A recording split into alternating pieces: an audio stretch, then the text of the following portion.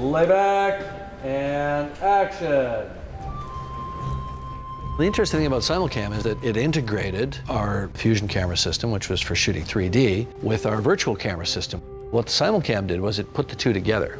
It overlaid a virtual capture environment on a live action set. It allows us to treat that Fusion 3D camera as if it's a virtual camera. We would actually track these 3D cameras in space. And we can feed into it the images of computer-generated environments and computer-generated characters at the same time.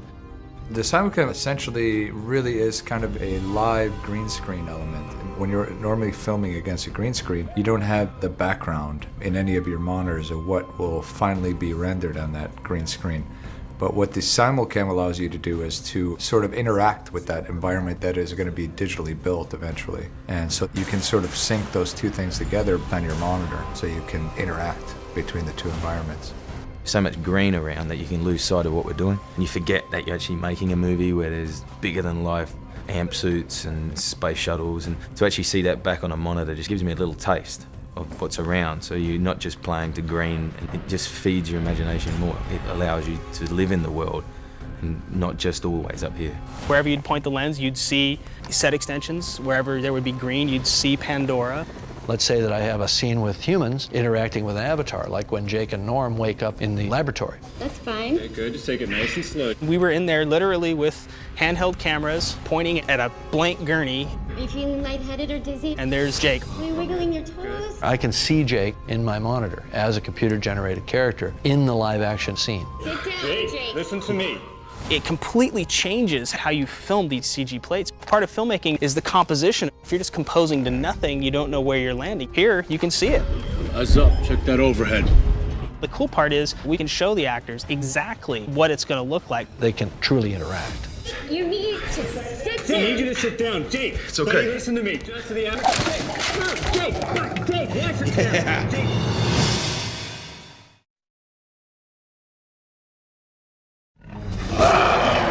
Thanator is the king hell predator of Pandora. I visualized it in the writing as a six-legged, armored, panther-like creature. You have like big teeth and this sort of muzzle that comes forward. And Jim had been very clear about certain aspect that he wanted, which is this fleshy kind of pads, right, that lie flat, except as a threat display, when it's about to attack, they flare out. Again, it all pretty much comes down to Jim and his sketches. You know? I think it went through some detailing passes, but pretty much that's his creature. One thing that he added to the design were these flaps on the sides of the mouth that sort of roll back as it's getting ready to bite your head off. Just brings you up another notch. What about this one? Run, don't run, what? Run! Definitely run! We were shooting these Thanator sequences, and we started with having Ruben, our stunt double for Sam, running from the Thanator and getting picked up by the Thanator and shaken like a rag doll and thrown on the ground. And I mean, these are just amazing stunts. I mean, just the energy, the force that was generated and that he was able to withstand. The way that Thanator flings him on the ground is pretty amazing. You know, the punishment that he took, you know, in the name of art.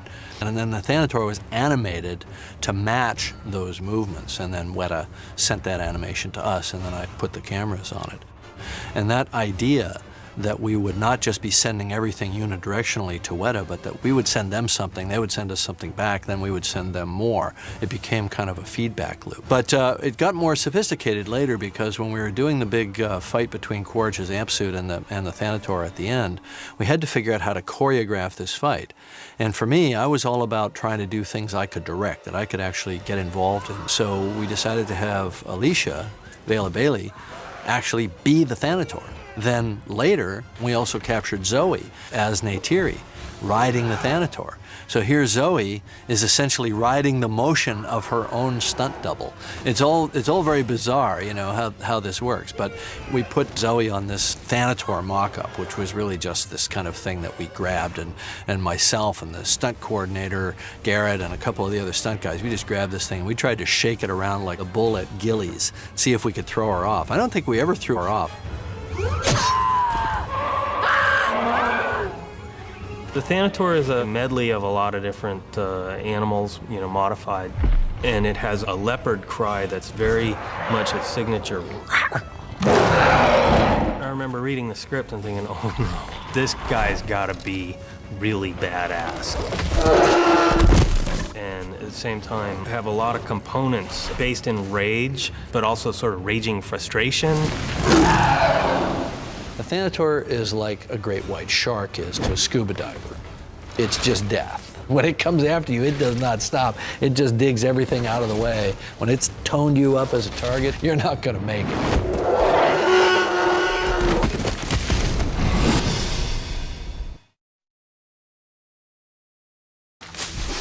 Neville did a lot of the original drawings and came up with some of the gestural flow lines of the skull and of the wing shapes and so on. What I was trying to do is, say, a great white shark, when you look at the tail of a great white shark, the lines on that are so, designed, and you can get away with some really interesting form language on these creatures by actually intentionally thinking about the flow of a particular bone line.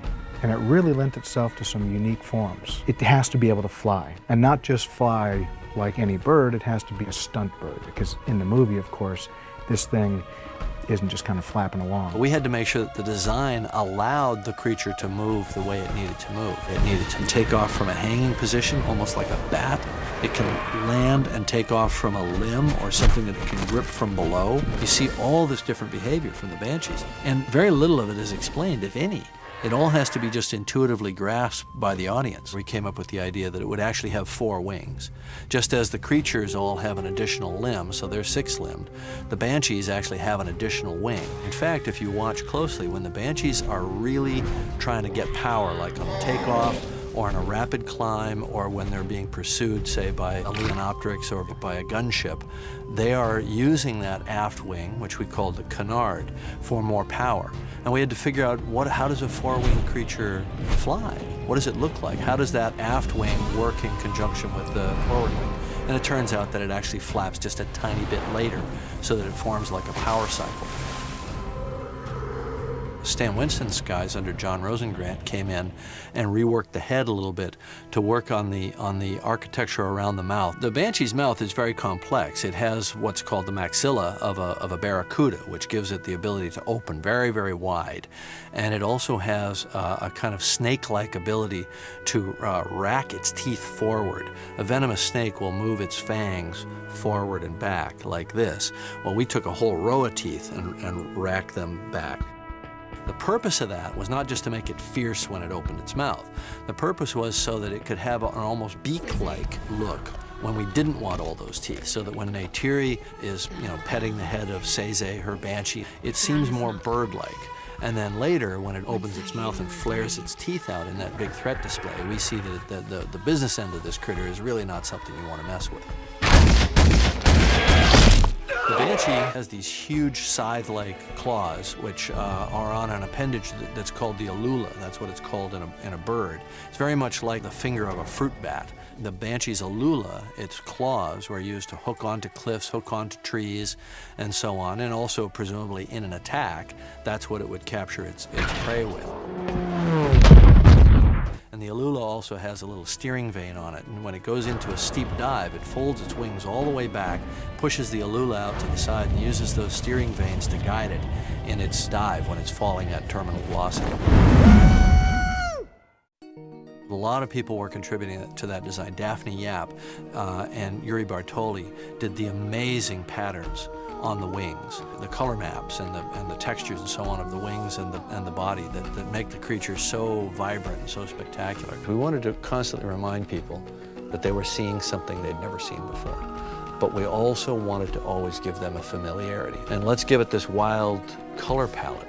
So we looked at the colors of poison dart frogs and tropical reef fish for the patterns on the wings. I think the last big design hurdle was the Banshees coloring, where after the Banshees were done and Weta had them and they were rendering them, Jim had this idea for the color scheme. So I ended up going in and painting very, very high resolution renders of these Banshees. Like a digital camera takes 10 megapixels or 12 megapixels, but I was painting like 190 megapixel images. It's like every little pore, every little fractal detail in there, which was something Jim was very specific. I has to work on all these levels because we get so close to it. I'd be in the middle of building a set for the virtual camera system, and then he would go, this Banshee's not working, I need some design on this. So I'd jump onto that horse and start painting furiously and trying to figure out the color scheme, and Jim would come up, no, make it more blue. No, it's too blue, make it more green. Okay, put some yellow stripes in there, that looks cool. So again, these are all his creatures, ultimately, you know. Jim would often say, it's an alien planet, so anything goes. And these creatures are extremely colorful,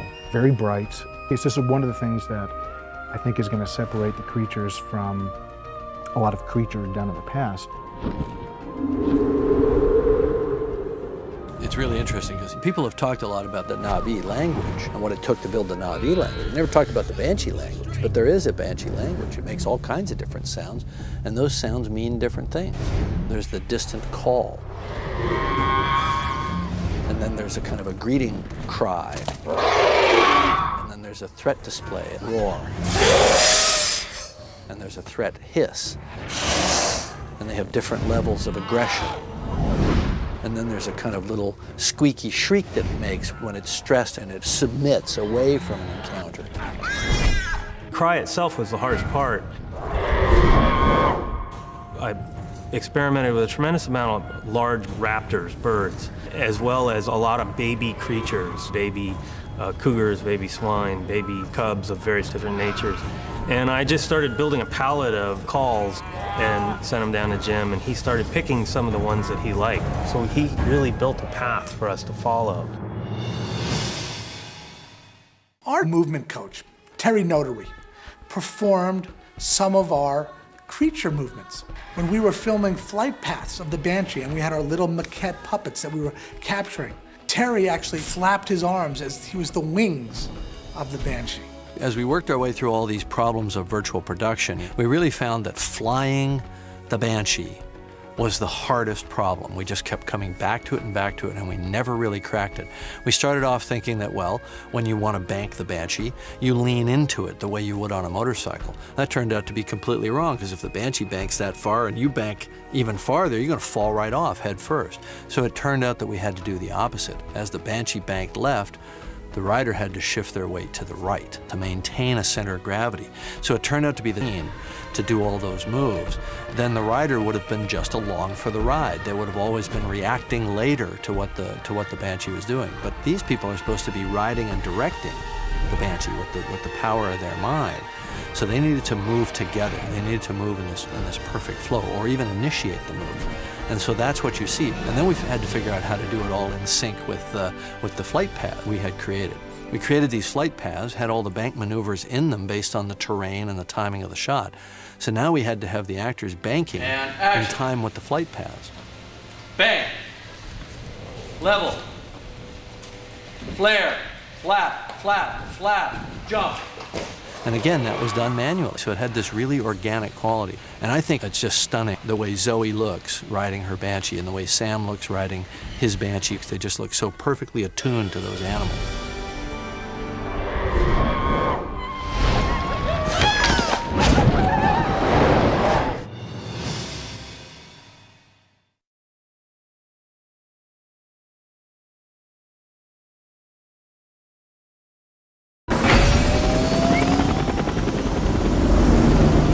There's a perfectly good rationale for why the military technology on Pandora looks so almost 21st century. The idea was always to figure out how to make it feel familiar and yet futuristic at the same time. And that blend of familiarity and futuristic hardware is in the helicopters as well, you know. You've got the Scorpion gunship, you've got the Samson gunship, which is a heavy lifter, and then you got the big Juggernaut gunship, which is the Dragon, which is almost like a mini flying aircraft carrier. One of the vehicles that took the longest to actually get from, you know, a scribble on a notepad to something in 3D was the Samson, you know, a troop carrying kind of helicopter-like vehicle with twin rotors.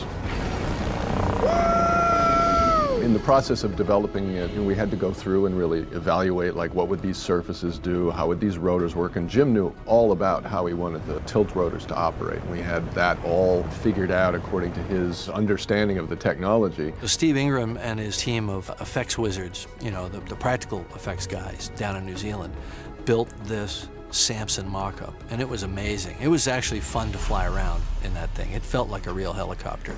You know, I told him to be as truthful to real helicopter controls as he could be. He actually got real helicopter controls and put them in. And as a helicopter pilot, it was great to sit in that cockpit and just work the collective and the cyclic and see the pedals working properly and all that. You felt like you could fly that thing. You felt like it could just take off. Of course, it didn't have all its rotor system and all that. We added that all in CG later. But they had to work out how they were going to fly this thing, how they were going to land it with a crane, how they were going to do it safely, how they were going to put 10 people in it and fly it safely and land it safely. And we got it all to a point where this kind of suite package existed, which was a plan, a 3D model, and the sets, and the seats, and the canopies, and the cockpits, and we handed that over to a consultant who was a future aviations expert. And he just said, I think you should take them out and fly them. Well, it looks like it worked to me, so we felt pretty good that we'd gotten in that sweet spot where it had that believability factor pretty high. One of our small attack vehicles. It's called the Scorpion. You know, Jim came up with that name, of course, which is an angry, fighting little insect. And in the course of this film, this thing is a deadly force to reckon with. You know, it represents the tip of the spear, so to speak, of the humans getting in there and messing with the local population. And so you want to build that into your design. You want this thing to look aggressive and arrogant and powerful. The speed at which they all proceed and the way in which this battle unfolds will be identifiable as more like the Vietnam era type of war attack sequences. Jake, you copy? We're falling back! We're getting hammered!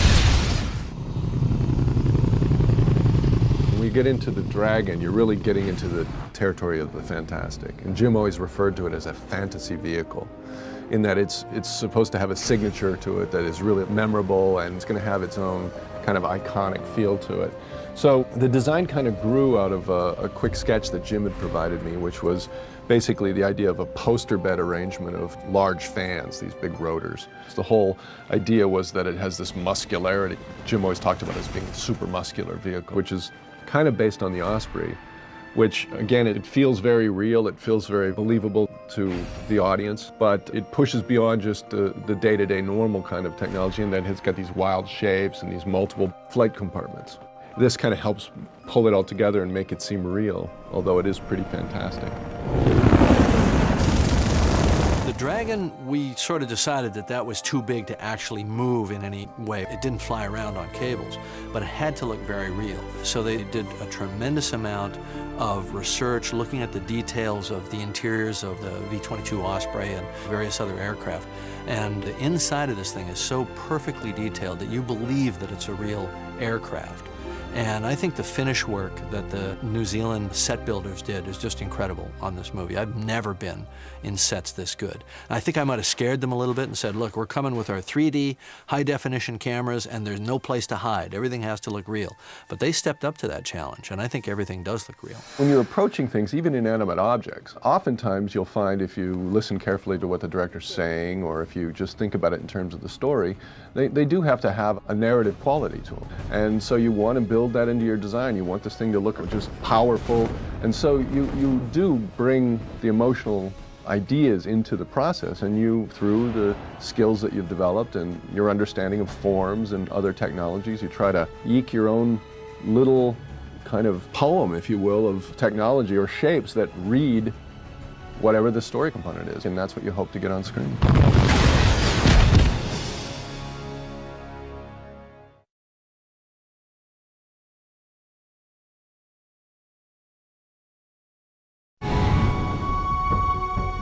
I was one of the very first people hired on Avatar, and I was primarily tasked with creating sculptural maquettes of the bodies of the main Na'vi to create the physicality, the actual bodies and anatomies and proportions of each character.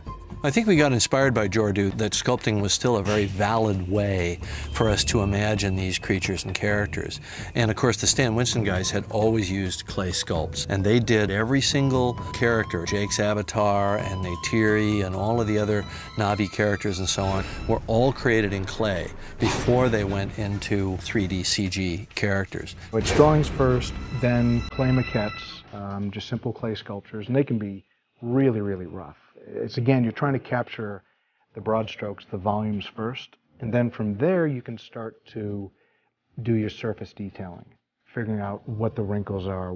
Is it got a soft skin or kind of a hard hide? And all of those are part of the packaging process. One of the things I think Jim was very, very specific about is that he did not want it to look like something that had been done before, which of course for a designer is thrilling and also kind of daunting, because you can't help but want to emulate to some extent things that have worked in the past. Very early on, one of the earliest drawings that was done for the film was one that Jim did of Neytiri. It still is my favorite piece of artwork that was done in the show. I thought it captured something that was just right. It was just her features sort of floating on a kind of grayish brown background. I really, really got a good idea of what he was after and the kind of feel that he wanted. But one of the most important things about the maquette is not that you're just showing the design. What the maquette allows us to do, it gives it the human touch, and it also imbues the character with a sense of character that cannot be stressed enough. You get a sense of attitude. The amount of character that you can get in clay, as far as I see right now, is still superior to what you can get in just a digital rotatable model. The clay is just so intuitive. You can grab it, you can turn it, you can look at it, you can light it, you can make little changes right there in the moment. After our first pass at this, Jim started to see positive things that he liked. It was starting to look like a race of people. Then as we got the actors, it kind of fell into place that we would incorporate the actor into the design. The other purpose that a maquette has is a scannable reference. Let's say this character named Neytiri, she was taken to a company called Gentle Giant that does 3D scanning, and they, with a laser, scanned every aspect of this sculpture. That is then transferred into a digital model, which can then be cleaned up and used for the actual film. Basically, I was trying to capture her fierceness, I was trying to capture her definite sense of physicality, and the movement of her as she steps off of a rock here with her spear. And this is a very accurate rendition of the length of her queue here. This show was very challenging. It was a great deal of fun, though, for me. I think the most exciting part was being pushed by someone who wants the best out of you and who's determined to get it because he knows you can do it.